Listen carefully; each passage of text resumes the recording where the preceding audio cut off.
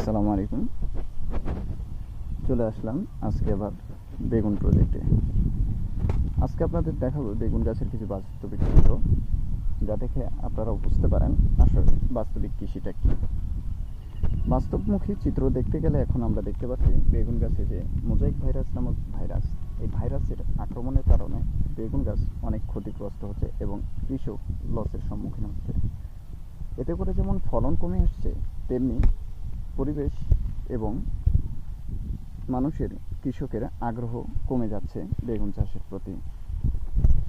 এভাবে বেগুন চাষে বিভিন্ন রকমের কীটনাশক, ছত্রাকনাশক, শোধন এগুলো ব্যবহারের ফলেও বেগুন গাছের কোনো স্বাভাবিক পরিবর্তন আমরা লক্ষ্য করতে পারছি না। বেগুন গাছগুলো অনেক সাদা হয়ে যাচ্ছে এবং বেগুন যদিও আসে, বেগুনে ফুল অনেক আসে,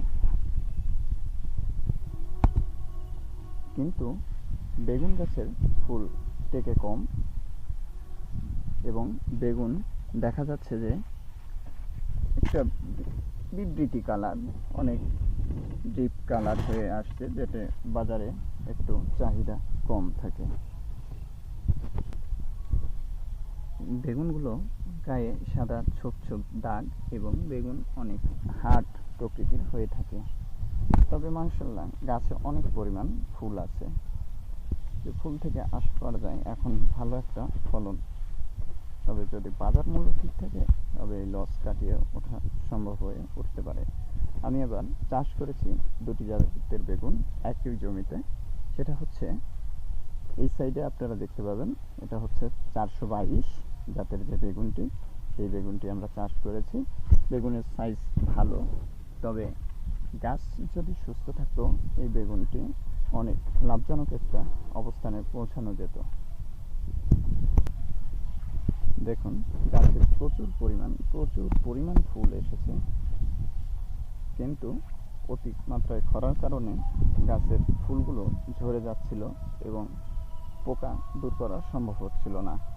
আর এই সাইডে আমি রোপণ করেছি ভেঞ্চুরা জাতের যে বেগুনটি আছে, এই বেগুনের মাশাআল্লাহ খুবই ভালো, বাজার মূল্যও খুব ভালো, নরম এবং খেতে সুস্বাদু।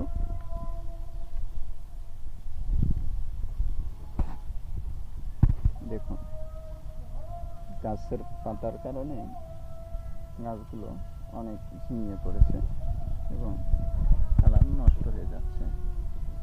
আশা করি যারা বেগুন চাষ করবেন তারা অবশ্যই মাটিটি শোধন করে নেবেন।